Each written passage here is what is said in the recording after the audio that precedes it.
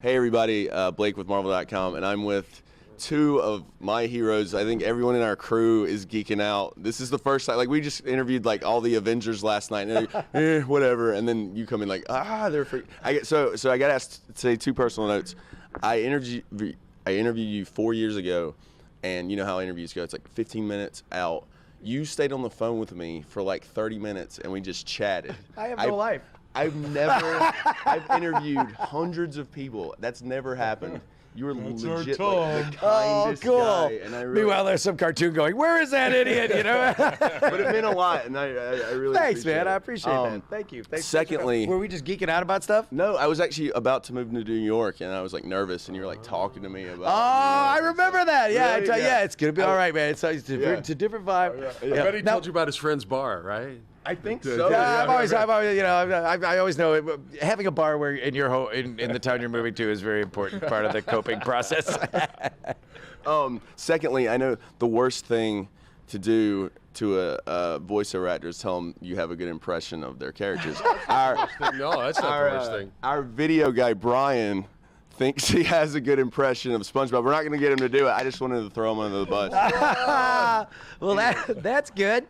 No, I can hold the camera and you can come around and do it. No, I think of myself as doing an impression of SpongeBob. You know what I mean? Because SpongeBob is real. Like, it was all kind of there waiting for somebody to access it, and I just happened to be the guy that it's real. Walking down the street and tripped over it. Hey, a career, you know? Speaking of that, though, I mean, San Diego Comic-Con, what are you guys, for fans who didn't get a chance to see you this weekend or didn't even get to come to Comic-Con, what did they miss SpongeBob-wise? Well, no big panel hoo-ha this year. Probably next year, you don't do the big, huge dog and pony show every con, but I think we're just doing a signing. That's it. But it's exciting because it's a lot of the cast. You know, it's Bill and I, obviously. It's Clancy Brown, Mr. Krabs, and Roger Bumpus, Squidward, and Mr. Lawrence, Plankton, and Lori Allen, Pearl the Whale. Yeah, Carolyn Lawrence, Sandy Squirrel. She could not make it. She's got a couple of wee ones. Yeah. She had. She's got two real little kids. So. But yeah, so that's kind of interesting. Everybody sitting at a table together. Yeah. That's kind of a rare occurrence at a Comic-Con, and San Diego's the big kahuna. Mm-hmm. And of course, you know, like people think that I've got big Comic-Con nerd cred in terms of the Where's Waldo-ness, but Clancy Brown kicks my butt. You know what I mean? I mean, people. In terms of like stuff that's here, I mean, SpongeBob and he's, Mr. Krabs and Lex Luthor and Highlander and Daredevil, the TV show, and Shawshank, and an upcoming Marvel thing about which we probably can't talk yet. But he's Oh, and then one of the Boston bombing movies he did too. Yeah. So he's just Jake Gyllenhaal. Yeah, he's been Clancy's footprint in like. Nerddom is pretty huge, you know. Yeah, I was going to mention the Marvel connection at the end, but yeah, since you mentioned Clancy, like you're in what 900,000 Marvel things. I've done a lot of Marvel stuff, and gotten to play a lot of the iconic Marvel characters, you know. And I grew up reading comics in the '60s and especially the '70s, and when things were really weird. Like all the Son of Satan, Werewolf by Night, Frankenstein, Tomb of Dracula. Like I loved all the kind of monster-y heroes, Ghost Rider, and I've gotten to be a lot of the iconic Marvel characters, which is kind of fun, you know, because that ain't gonna happen on camera. Are you doing Guardians or something now? I'm the collector on Guardians. Yeah, the collector on Guardians. But it's fun. I've gotten to be Iron Man and I've been Spider-Man instead of this 4D theme park attraction that I guess is at Madame Tussauds Wax Museum in LA, so I'm told, and it's fun. Just getting to be all these different people, and then, still doing SpongeBob with this crazy pink guy.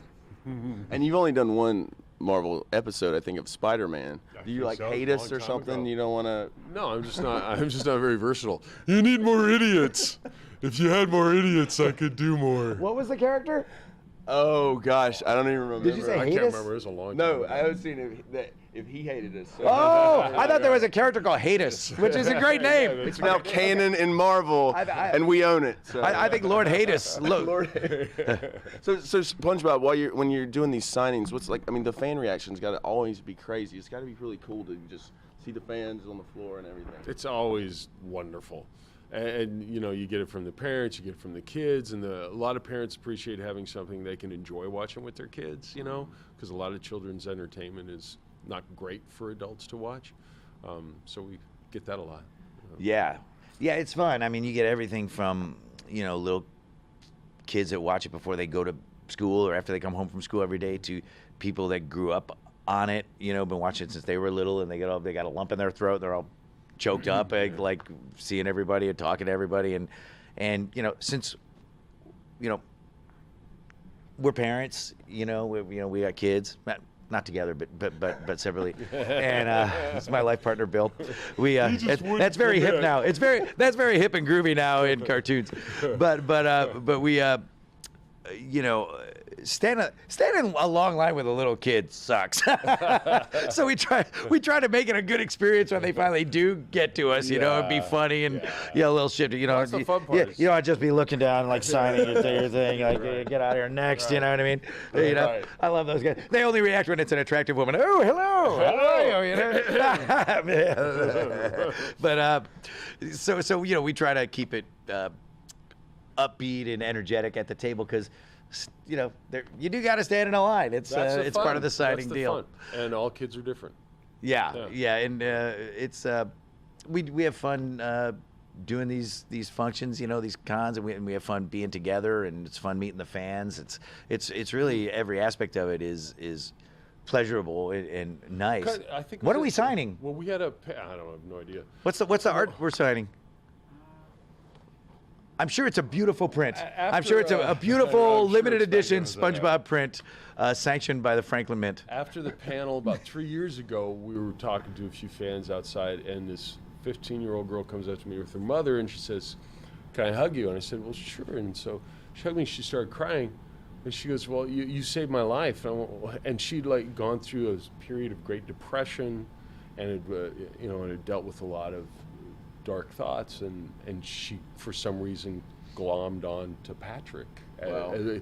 I mean, so when you have that, just a person just coming up and presenting this really personal kind of thing, it's extraordinary. It's a privilege. It's really a great thing. It really is a privilege. And I had the same kind of thing happen, except the person just walked by the signing table and like dropped a note on it, and then like walked away, like didn't stand in line, didn't talk.